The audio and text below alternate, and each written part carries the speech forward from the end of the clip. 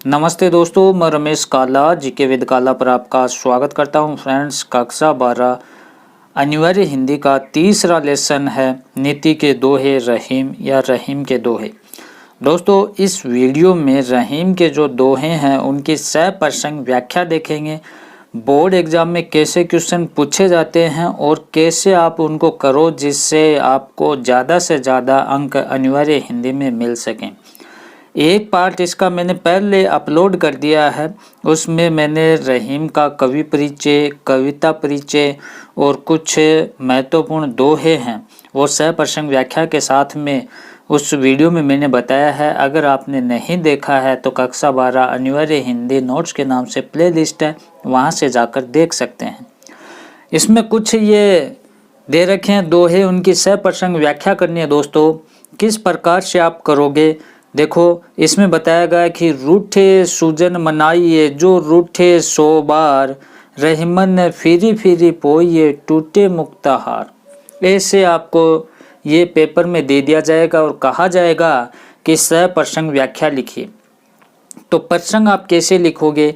ये दोहा कवि रहीम द्वारा रचित दोहावली से संकलित है और इसमें सज्जनों को बार बार अनुकूल बनाए रखने का परामर्श दिया गया है। जो सज्जन लोग हैं उनको अपने अकॉर्डिंग, अपने अनुसार, उनको अपने अनुकूल बनाने की इसमें बात कही गई है। और व्याख्या फिर कैसे करोगे आप दोस्तों, कि क्या बताया था, हमारा दोहा था दोस्तों कि रूठे सुजन मनाइए जो रूठे सो बार। कवि रहीम कहते हैं कि रूठे हुए सजनों को मनाइए, चाहे वो 100 बार रूठ जाएं तो भी उनको अनुकूल बनाइए, उनको एकदम से रजामंद कर लीजिए, अनुकूल बनाने का प्रयास कीजिए। रहीमन फिरी फिरी पोइए टूटे मुक्ताहार। जैसे माला की जो मोतियों की जो माला होती है या मोतियों का जो हार होता है वो बार बार टूटने पर भी उसको बार बार पोते रहिए या पिरोते रहिए। मोतियों की माला टूट जाती है तो उसको हम बार बार पिरोते हैं, वैसे सज्जन व्यक्ति अगर रूठ जाए तो उनको बार बार मनाना चाहिए, ये इसमें बताया गया। विशेष में आप क्या लिखोगे कि सज्जनों की तुलना मुक्ताहार से की गई है, इसमें इसकी महत्ता और संगति करने का भाव व्यक्त किया गया है और इसमें अनुप्रास और उपमा अलंकार का प्रयोग किया गया। नेक्स्ट हमारा दोहा है कि बड़े बड़ाई ना करे बड़ो न बोले बोल, रहीमन हीरा कब कहे लाख टक्को मेरो मोल। दोस्तों, इसका प्रसंग कैसे लिखोगे आप कि ये दोहा रहीम द्वारा रचित नीति के दोहे शीर्षक से संकलित के अंश है और इसमें बड़े लोगों को आत्म प्रशंसा नहीं करने वाला बताया गया है कि जो बड़े लोग हैं उनकी खुद की प्रशंसा खुद नहीं करनी चाहिए। व्याख्या क्या है? बड़े बड़ाई ना करे, मतलब बड़े लोगों का स्वभाव होता है कि वे अपने मुंह से अपनी बड़ाई नहीं करते और वे आत्म प्रशंसा में बड़ी बड़ी बातें नहीं करते। रहीमन कहते हैं कि हाँ, बड़े बड़ाई ना करे बड़े न बोले बोल, रहीमन हीरा कब कहे लाख टक्का मेरा मोल। तो रहीमन कहते हैं कि हीरा कभी भी नहीं अपने मुंह से नहीं कहता है कि मेरा मूल्य लाख रुपए का है। विशेष कैसे लिखोगे कि बड़े लोगों और सज्जनों के स्वभाव की विशेषता इसमें बताई गई है। हीरे का मूल्य जौहरी बताता है, हीरा खुद नहीं बताता है।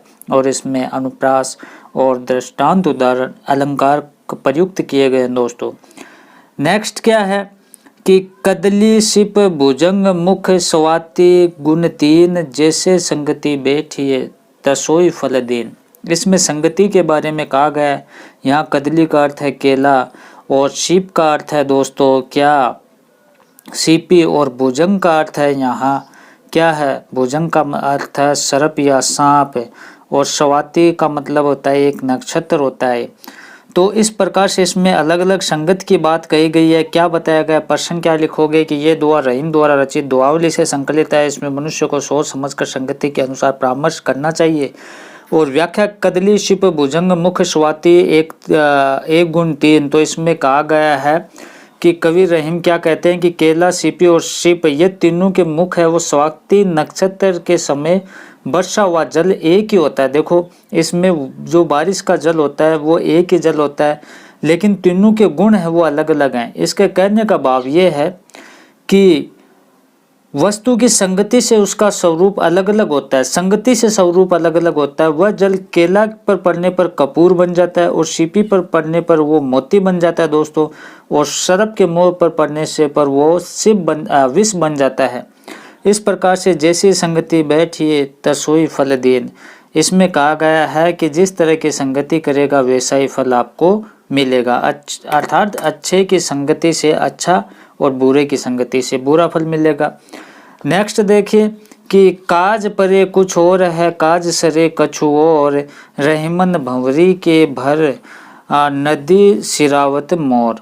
तो रहीमन भंवरी के भये नदी सिरावत मोर। दोस्तों इसमें आप काज का अर्थ क्या लोगे? काज का मतलब काम होता है, सरे मतलब बन जाना या काम निकल जाना, और उसके बाद में यहाँ जो भंवरी शब्द दिया गया इसका अर्थ होता है विवाह के फेरे, और शिरावत का अर्थ होता है समर्पित करना।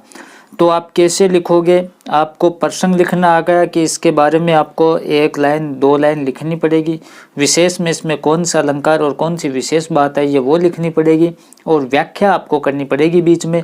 तो इसमें क्या बताया कि काज परे कुछ और है। कवि रहीम कहते हैं कि काम पड़ने पर अर्थात स्वार्थ होने पर लोग है वो मान सम्मान करते हैं, चापलूसी करते हैं। काज परे कुछ और है, जब काम पड़ता है तो लोग कुछ और होते हैं, और काज सरे कुछ और काम निकलने के बाद में वो क्या है कि उससे पहचानने से भी इनकार कर देते हैं, वो बदल जाते हैं। रहीमन भंवरी के भये नदी सिरावत मोर। इसमें बताया गया है कि जैसे विवाह के फेरे जब होते हैं तो दूल्हे के सिर पर जो तूरा कलंगी या मोर जो लगाया जाता है वो सिर पर धारण करते हैं और विवाह के बाद में उसको नदी में फेंक देते हैं। तो इस प्रकार से इसमें यही कहा गया है कि काम पड़ने पर कुछ और होता है, काम निकलने के बाद में वो चेंज हो जाता है। जिस प्रकार से फेरों में जो मोर के पंख को सिर पर लगाया जाता है उसको बाद में नदी में बहा दिया जाता है। जो रहीम उत्तम प्रकृति का करी संगत सकत कुसंग, चंदन विश्व व्यापत ने लपटे रहत भुजंग। दोस्तों इसमें क्या बताया गया है? 7 का आप देखें, संगत के बारे में इसमें बताया गया है कि जो रहीम उत्तम प्रकृति का, जो रहीम जी कहते हैं कि जो लोग उत्तम प्रकृति के होते हैं उनका कुसंगति से उन पर कोई प्रभाव नहीं पड़ता। करी सकत कुसंगत मतलब कि कुसंगति का उस पर कोई भी प्रभाव नहीं पड़ता, अर्थात उन पर कुसंगति का बिल्कुल भी प्रभाव नहीं पड़ता, उनके चरित्र पर कोई भी प्रभाव नहीं पड़ता। चंदन विश्व व्यापत नहीं लपटे रहत भुजंग।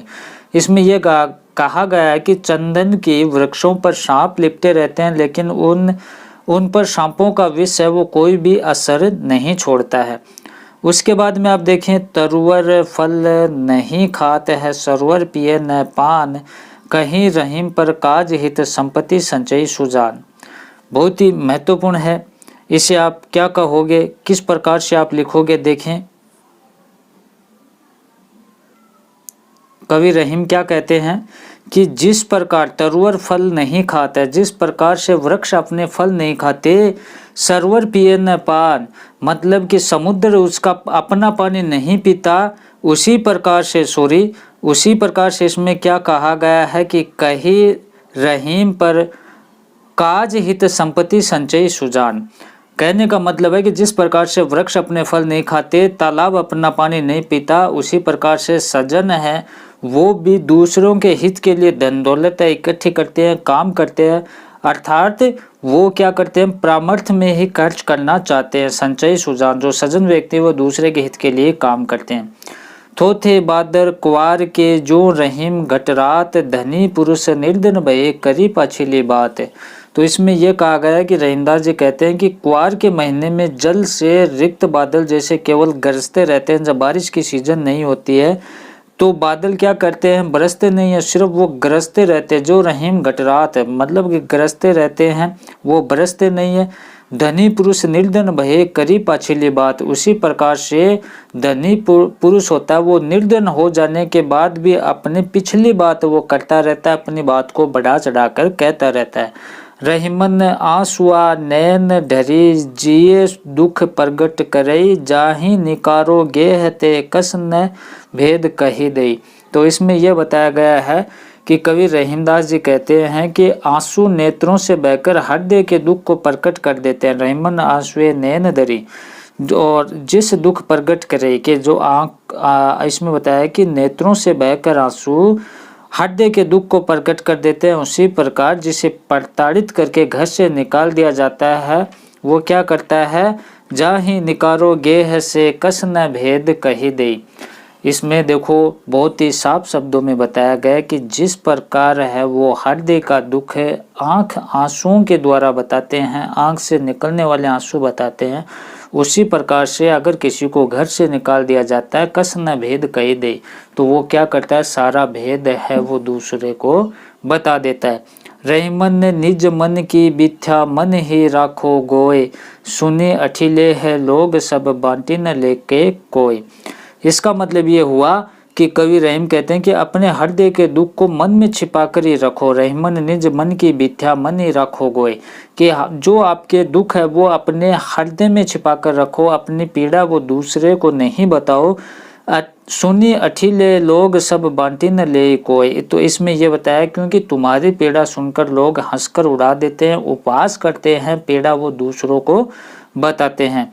नेक्स्ट है, दिन सबन को लखत है दिन ही लखे ना कोई, जो रहीम दिन ही लखे दिन बंधु सम होय।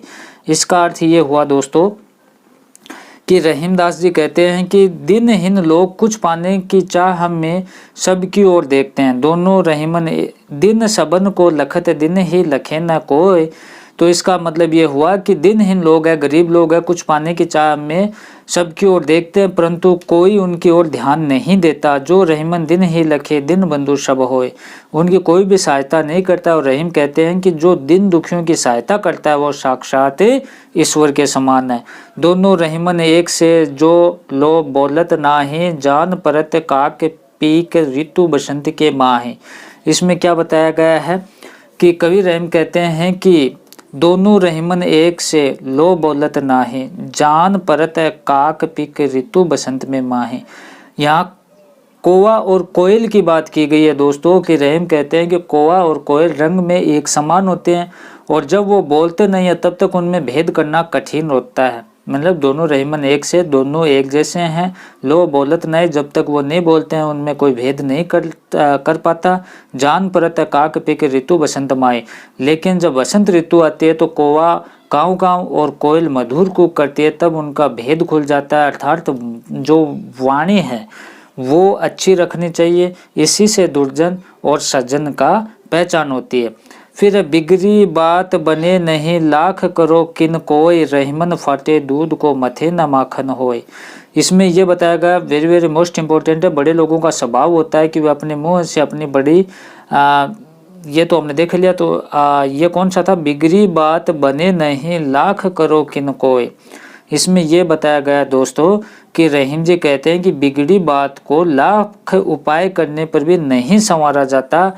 रहीमन फटे दूध को मथे न माखन होए, जैसे फटे हुए दूध को लगातार मथने से भी ही मक्खन उससे नहीं निकलता। इसका आशय यह है कि सदा कोशिश करनी चाहिए कि किसी से भी कोई बात नहीं बिगड़े, आचरण हमारा नियंत्रण में रहे।